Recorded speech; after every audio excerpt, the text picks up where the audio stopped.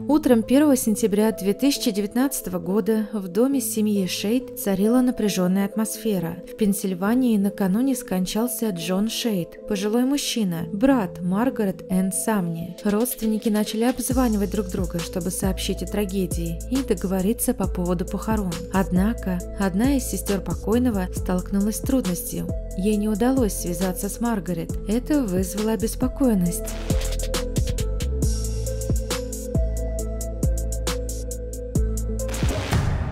После нескольких безуспешных звонков она решила обратиться к Хелен, старшей дочери Маргарет от первого брака. Хелен сразу же попыталась дозвониться до матери, но попытки не дали результата. Прошло несколько часов, а от Маргарет не поступило ни звонка, ни ответа на сообщение. Такое поведение было нетипично. Мать всегда оставалась на связи и никогда не пропадала без объяснений, даже ненадолго. Неожиданно поступил звонок с ее номера, но на другом конце линии оказалась не Маргарет, а ее сын Дэвид Ли Самни-младший, которого в семье звали Джуниором. Услышав его голос, Хелен удивилась. Джуниор давно не жил с матерью, и его присутствие в ее доме показалось странным. Она сразу спросила, где сейчас находится Маргарет. Ответ был сухим: «Она спит». Это прозвучало настораживающе. Уже было далеко за 9 утра. В такой день, когда поступают известия о смерти близкого, она точно не стала бы спать до такого времени. Хелен попросила брата разбудить мать, но он отказался, предложив перезвонить позже. Больше он на вопросы не отвечал и завершил разговор. После звонка Хелен почувствовала тревогу. Поведение брата показалось ей холодным и странным, его появление в доме матери необъяснимым. Она знала, что отношения между Маргарет и Джуниором были непростыми, и его уклончивость только усилила ее беспокойство. Маргарет Энн Самни, урожденная Шейд, появилась на свет 28 июня 1958 года в Пенсильвании. Ее родители Джон и Уэллен Шейд пользовались уважением в округе и владели танцевальной студией, ставшей популярной среди местных жителей. У них было 5 детей, и Маргарет была младшей.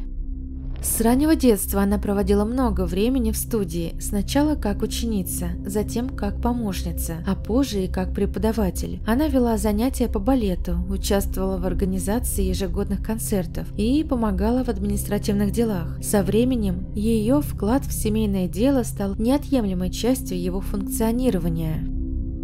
По воспоминаниям знакомых, Маргарет была жизнерадостной, контактной и энергичной женщиной. Она легко находила общий язык с людьми разных возрастов, следила за собой и вела активный образ жизни. Ее внешность и манера общения всегда привлекали внимание. В повседневных делах она проявляла организованность и умение доводить начатое до конца.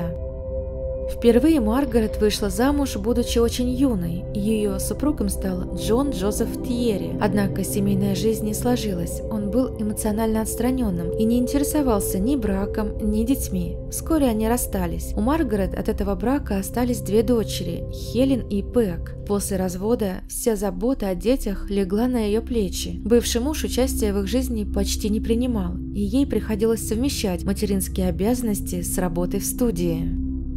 Несмотря на сложности, она справлялась. Благодаря поддержке родных и своей занятости в семейном бизнесе, Маргарет обеспечивала дочерям стабильные условия. Дисциплина в доме сочеталась с заботой, а не с жестокостью. Со временем в ее жизни появился Дэвид Ли Самни, стоматолог с успешной карьерой и образованием в Гарварде. Он производил впечатление уверенного, сдержанного и харизматичного человека. Маргарет и Дэвид начали встречаться, и спустя несколько лет, в 1986 году, поженились. Это был новый этап в ее жизни, на этот раз более устойчивый и гармоничный. Супруги поселились в просторном и хорошо обустроенном доме. Материальных трудностей не было, и Маргарет вместе с дочерьми могла позволить себе комфорт, о котором раньше могла только мечтать. В 1989 году в семье родился общий сын Дэвид Ли Самни-младший. Это событие стало важным как для родителей, так и для сводных сестер. Дэвид-старший активно включился в воспитание не только сына, но и дочерей Маргарет, с которыми установил теплые отношения. Семья выглядела благополучной, финансовое благосостояние, поддержка друг друга, заботливый отец и крепкие отношения между всеми – все это создавало впечатление идеальной семьи. Однако за внешним фасадом было то, о чем тогда никто не говорил. Младший сын рос в условиях полной свободы и неограниченного комфорта. Родители старались угодить ему во всем, и это быстро сформировало у него потребительское отношение. Любые его желания выполнялись без обсуждений. Постепенно он понял, что может использовать это в своих целях. Уже в начальной школе Джуниор начал манипулировать взрослыми. Он требовал вознаграждения за любое действие. Даже элементарные просьбы родителей превращались в повод для торга. Отказ от помощи и капризы стали для него нормой. Он воспринимал похвалу как должное, но ждал материальных поощрений. Таким образом, в семье начал формироваться опасный перекос в воспитании, последствия которого проявятся гораздо позже.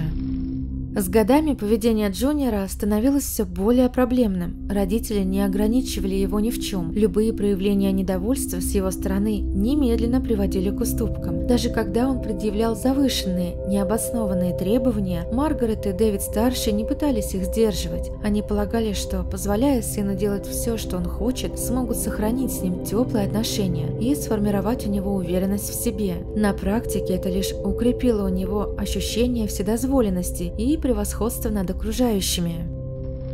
Один из наиболее тревожных инцидентов произошел в детстве и надолго запомнился семье. Джуниор нашел на заднем дворе маленькую птичку. Он взял ее в руки и сжал так сильно, что та погибла. При этом он не испугался и не почувствовал вины. Он спокойно держал мертвую птицу, будто это не имело значения. Маргарет была потрясена. Позже, рассказывая об этом, она в полушутку сказала, что поведение сына напоминает повадки маньяка, но за этим стояла настоящая тревога. Это был не единичный случай. С раннего возраста он демонстрировал полное отсутствие сочувствия, не стремился к эмоциональному контакту и не чувствовал ответственности за свои поступки. Родители не знали, как реагировать. Вместо того, чтобы попытаться изменить подход, они продолжали надеяться, что проблема решится сама собой. Отсутствие четких рамок только закрепило деструктивные черты характера.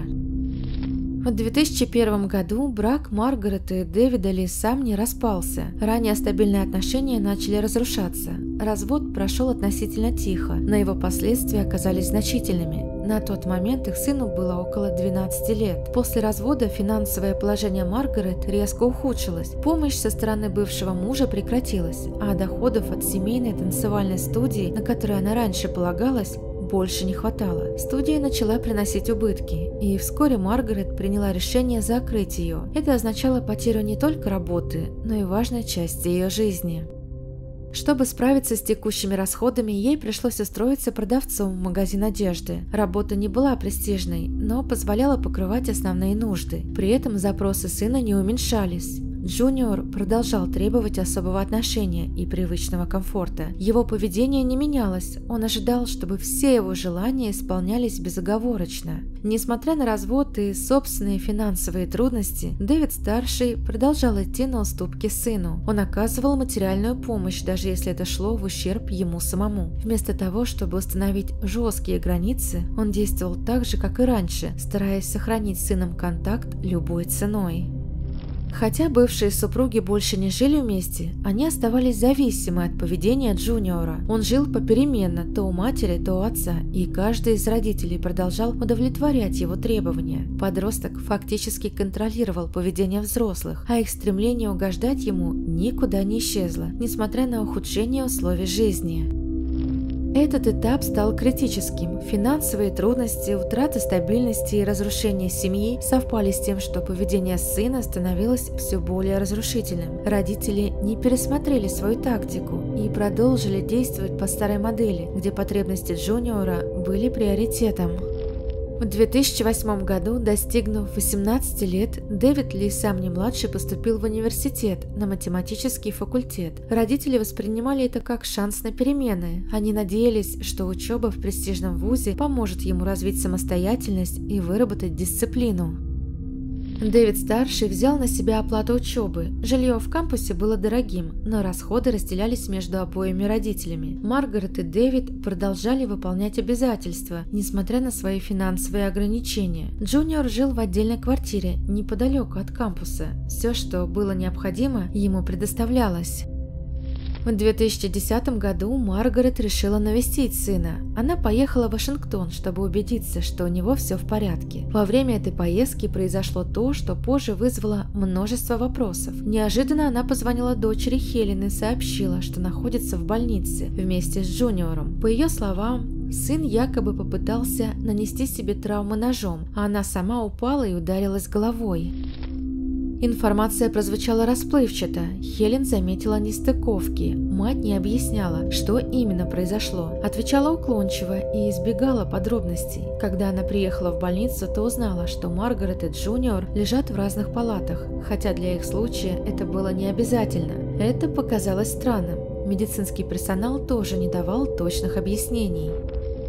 Появились подозрения, что инцидент выглядел иначе, чем пыталась описать его Маргарет. Поведение Джуниора всегда было нестабильным, и Хелен предположила, что между ним и матерью мог произойти конфликт с применением силы. В пользу этой версии говорило и то, что мать выглядела встревоженной, но продолжала оправдывать поведение сына. Никаких официальных разбирательств после этого случая не проводилось. Ни Маргарет, ни Джуниор не поднимали вопрос о причинах происшествия. Однако вскоре после госпитализации стало известно, что Джуниор был исключен из университета. Администрация вуза зафиксировала систематическое нарушение правил и неподобающее поведение. Он не посещал занятия, вступал в конфликты, игнорировал требования преподавателей.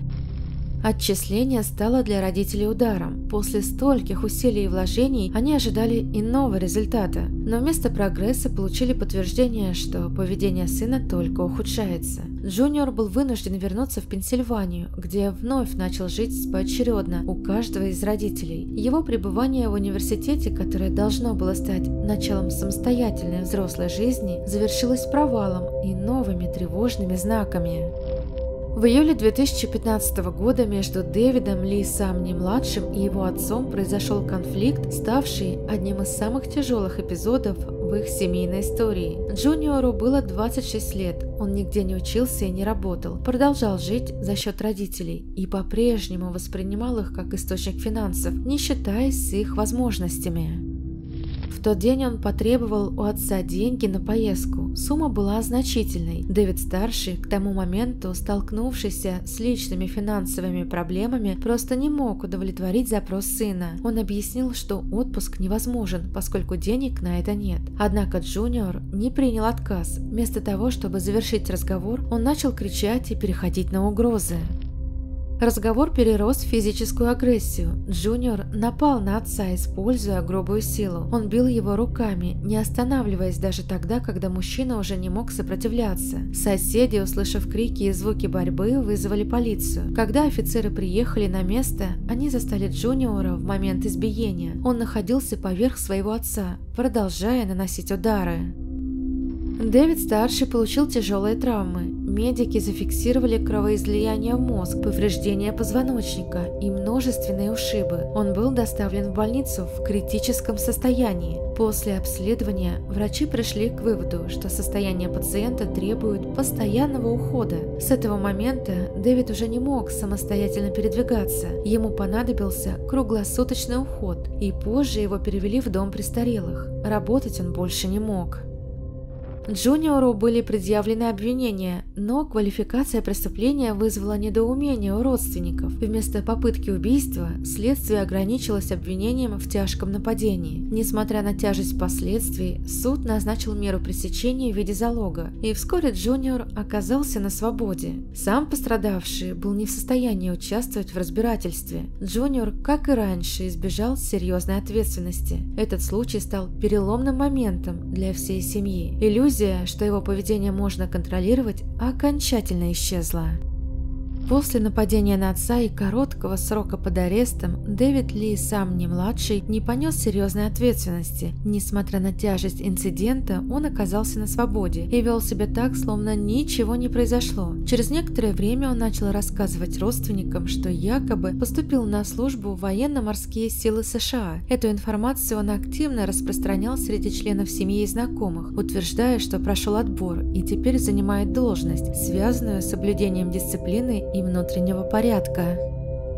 Маргарет вновь поверила сыну. Несмотря на предыдущие случаи агрессии, она увидела в его заявлениях возможность для перемен. Служба в армии ассоциировалась у него с жесткой, но структурированной средой, где требуется подчиняться правилам и придерживаться четкой иерархии. Она надеялась, что это повлияет на его поведение. Однако никаких официальных подтверждений его службы не поступало. Вся информация исходила исключительно от самого Джуниора. Он не предъявлял никаких удостоверений, не показывал форму и не делился деталями. На все вопросы отвечал уклончиво или агрессивно.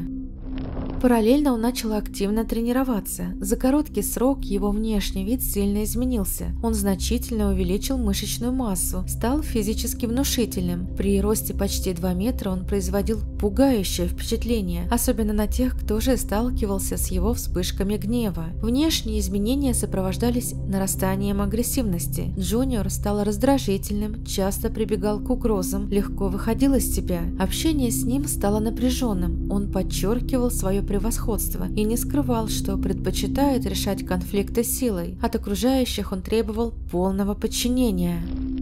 Родные начали сомневаться в правдивости его рассказов о службе. Некоторые прямо говорили, что его поведение не соответствует поведению военнослужащего. В ответ Джуниор начинал запугивать. Он явно не допускал сомнений в своей версии и пытался пресечь любые разговоры, которые могли поставить ее под вопрос. В ноябре 2016-го в доме Маргарет произошел очередной инцидент. Ночью, находясь в состоянии сильного алкогольного опьянения, Джуниор зашел в спальню матери и начал ее душить. Атака была внезапной. Силу он применил значительную. Из-за физического превосходства сыну не составило труда подавить сопротивление. Маргарет проснулась от того, что не могла дышать. Он молча сдавливал ей шею, не говоря ни слова. Единственным способом прекратить нападение было закричать и вырваться. В какой-то момент он отпустил ее и ушел к себе. После этого Маргарет вызвала полицию. Приехавшие сотрудники застали Джуниора спящим в другой комнате. Он был в состоянии сильного опьянения. У Маргарет были зафиксированы следы на шее, а также ушибы в районе ребер. Она рассказала, что сын пытался задушить ее и произнес при этом фразу «Так делают в морской пехоте». Это вызвало дополнительные вопросы, но в первую очередь внимание было сосредоточено на самом факте насилия. Джуниор был задержан на месте. Прокуратура возбудила дело по статье, предусматривающей ответственность за домашнее насилие с отягчающими обстоятельствами. Однако на стадии следствия Маргарет обратилась с просьбой не квалифицировать действия сына как тяжкое преступление. Она настаивала, что подобная запись в деле может разрушить его карьеру, поскольку он якобы является военнослужащим. Она утверждала, что нападение произошло под воздействием алкоголя, и сын не осознавал, что делает. По ее мнению, он нуждался в лечении, а не в наказании. Эти заявления повлияли на следствие. В итоге квалификация была изменена. Вместо уголовного обвинения ему предъявили административное правонарушение по статье о домашней агрессии. Таким образом, Джуниор избежал серьезного наказания и вскоре вышел на свободу. В рамках разбирательства была проведена проверка, которая показала, что он никогда не числился в военно-морских силах США. Информация о службе оказалась полностью вымышленной. Джуниор не проходил отбор, не находился на учете и не имел никакого отношения к военным структурам. Ранее он не только уверял в этом мать, но и рассказывал об этом другим близким, чтобы создать впечатление, будто у него есть стабильная и авторитетная профессия. Образ военного помогал ему управлять впечатлением, вызывать доверие и оправдывать агрессивные черты характера. Фактически это был способ манипулирования. В действительности он представлял собой человека, склонного к вспышкам насилия, злоупотреблению алкоголем и систематическому причинению вреда тем, кто находился рядом. Даже после того, как выяснилось, что сын лгал о службе в армии, отношение Маргарет к нему не изменилось. Она продолжала надеяться, что он способен измениться. Ее решение вступиться за Джуниора после попытки удушения вызвало недоумение среди родственников. Однако ее действия были продиктованы не здравым смыслом, а глубокой эмоциональной привязанностью, которая мешала воспринимать происходящее объективно. Позже, в рамках другого разбирательства, где рассматривались его действия в совокупности, включая ложь о военной службе, Джуниору все же было предъявлено обвинение. Суд признал его виновным и назначил наказание в виде 16 месяцев лишения свободы. Несмотря на переквалификацию статьи на менее тяжкую, наказание предполагало пребывание в учреждении с режимом содержания. Это стало первым случаем, когда он понес реальную ответственность. Во время отбывания срока Джуниор активно взаимодействовал с социальными службами. В разговорах с представителями администрации он акцентировал внимание на своей алкогольной зависимости, настаивая на том, что именно она является причиной его поведения. Он утверждал, что не способен контролировать свои действия в состоянии опьянения и что нуждается не в заключении, а в лечении. Такая позиция была продумана. Он понимал, что зависимость может быть воспринята как смягчающий фактор. Эти аргументы произвели впечатление на сотрудника соцслужбы, который курировал его дело. Было подготовлено заключение с рекомендацией о переводе в специализированное учреждение для лечения зависимости. Суд удовлетворил этот запрос, и Джуниора перевели в реабилитационный центр в Пенсильвании. Программа включала групповые занятия, терапию, ежедневный контроль. Официально он числился участником восстановительного процесса. Маргарет сразу подключилась к процессу. Она навещала сына, привозила необходимые вещи, общалась с кураторами центра. Несмотря на предыдущее насилие, она вновь поверила в возможность позитивных изменений. Для нее сам факт участия сына в реабилитационной программе означал признание ошибок и стремление исправиться. По завершении курса Джуниора условно освободили. Его направили в дом временного проживания под наблюдение с правом на трудоустройство. Через некоторое время он получил работу. По данным центра, он соблюдал распорядок и демонстрировал заинтересованность в новой жизни. Это создавало видимость позитивных сдвигов. Родные начали надеяться, что агрессивное поведение осталось в прошлом. Внешне он вел себя сдержанно, претензий не вызывал. Однако по факту ключевые личностные установки остались без изменений. Он не признавал вину, не брал на себя ответственность за прошлое и не выражал раскаяния. Все происходящее было направлено на снижение контроля со стороны системы и восстановление формальной свободы.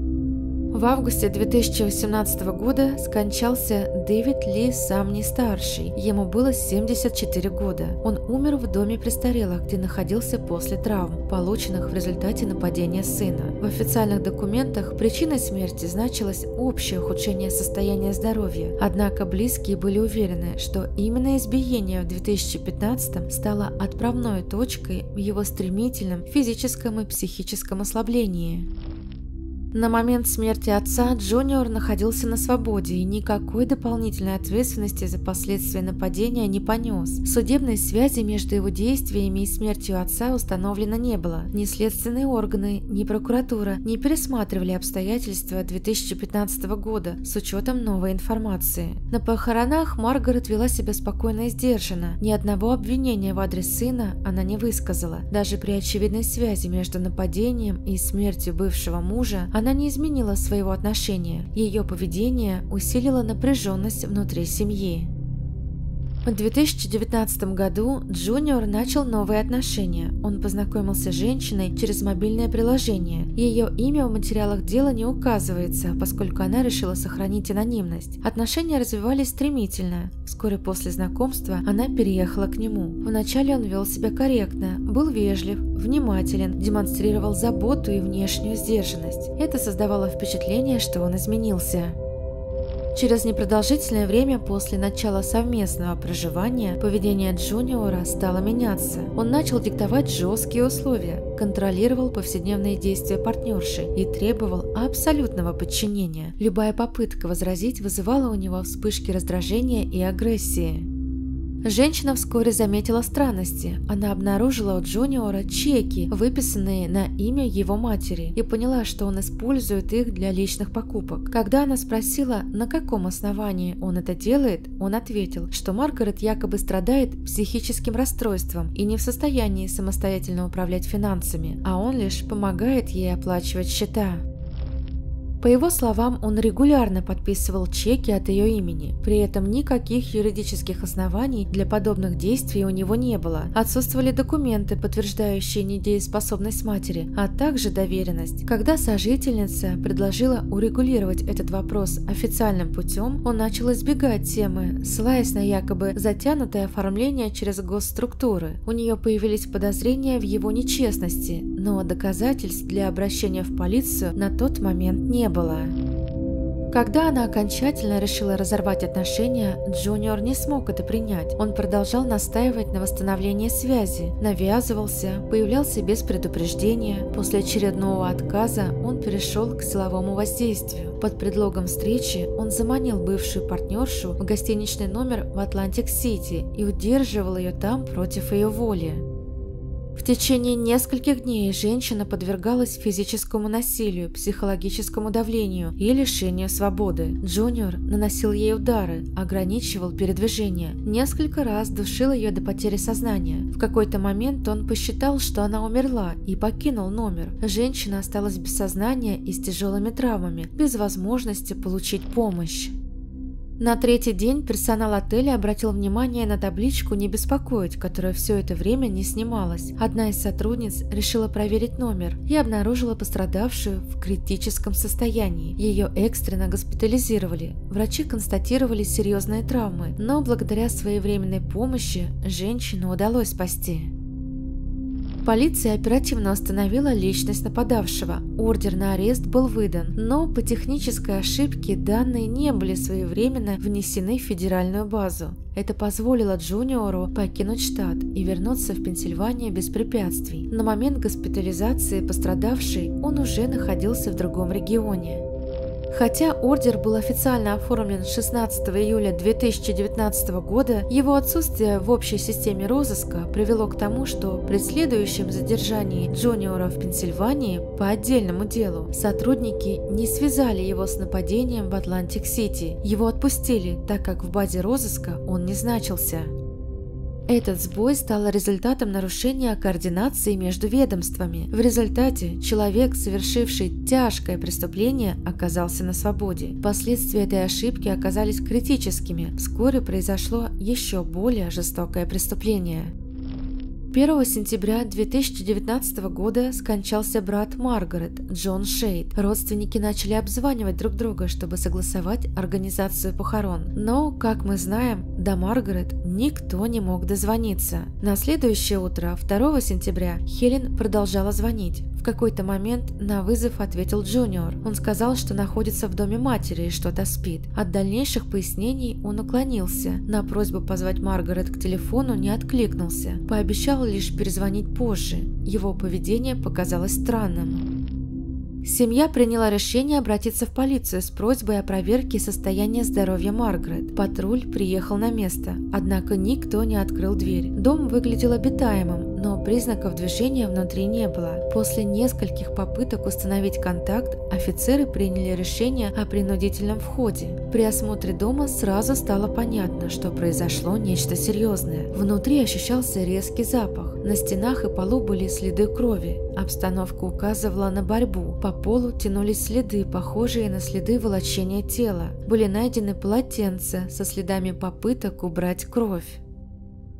Тело Маргарет обнаружили на 2-м этаже, в ванной. Она находилась без признаков жизни. Смерть наступила не менее суток назад. На теле зафиксированы множественные повреждения, включая травмы головы и шеи. Объем кровопотери и общая картина дома говорили о насильственном характере произошедшего. При осмотре помещения был найден металлический серп с бурым налетом, находившийся вне ванной. Его расположение указывало на то, что он был применен до помещения тела в ванну. Также выяснилось, что из дома исчез зарегистрированный на Маргарет револьвер. В ящике была найдена лишь пустая коробка от патронов.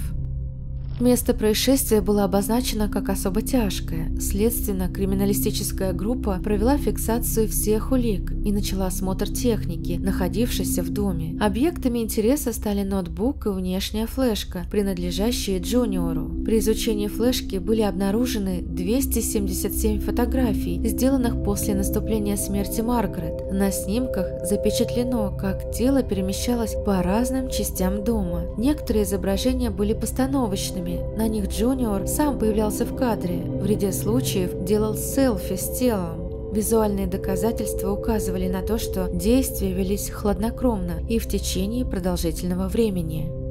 Дополнительно на ноутбуке были найдены поисковые запросы, сделанные до и после преступления. Среди них инструкции по удалению следов крови, обработке поверхностей, изучению стадии разложения тела. Это окончательно подтвердило, что преступление было спланировано.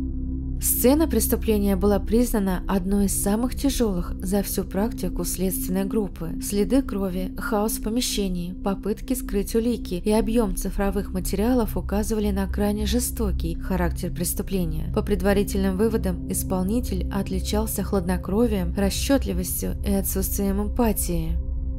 Полиция обратилась за содействием к Хелен, которая, несмотря на разрыв, все еще поддерживала с ним контакт. Она согласилась участвовать в операции по задержанию. Зная, что Джуниор, скорее всего, появится на похоронах дяди Джона, полиция организовала арест на месте. Во время церемонии прощания Джуниор действительно появился. Его задержали сразу после окончания траурного мероприятия. При личном досмотре у него обнаружили вещи, принадлежавшие Маргарет, украшения и чеки, подписанные ее именем. Ему были предъявлены обвинения в предумышленном убийстве, присвоении чужого имущества, надругательстве над телом и ряде сопутствующих преступлений. Психиатрическая экспертиза подтвердила его вменяемость. В августе 2022 года он заключил сделку со следствием и признал себя виновным по статье об убийстве третьей степени. Суд назначил ему срок от 20 до 40 лет лишения свободы. С учетом зачета предварительного заключения он может выйти на свободу уже в 2039 году, когда ему исполнится 50 лет. Семья Маргарет осталась недовольна решением суда. Родственники считали, что прокуратура пошла на компромисс, не отразив в приговоре всей тяжести совершенного. Сестры и дочери Маргарет заявляли, что назначенное наказание несопоставимо с масштабом преступления. Джуниор в зале суда извинился и заявил, что не понимает, как мог совершить убийство. Эти слова вызвали у родственников недоверие. Для них все, что произошло, стало итогом многолетнего насилия, безнаказанности и отказа системы вовремя вмешаться. В течение короткого периода семья потеряла сразу двух человек – брата Джона и саму Маргарет. После суда Хелен полностью разорвала связь с братом. Он больше не воспринимался ею как часть семьи. Остались только последствия и понимание, что трагедию можно было избежать. Спасибо за просмотр. Рекомендую посмотреть и другие, не менее шокирующие истории на моем канале. Кликайте прямо сейчас, а также не забывайте подписываться. До скорых встреч!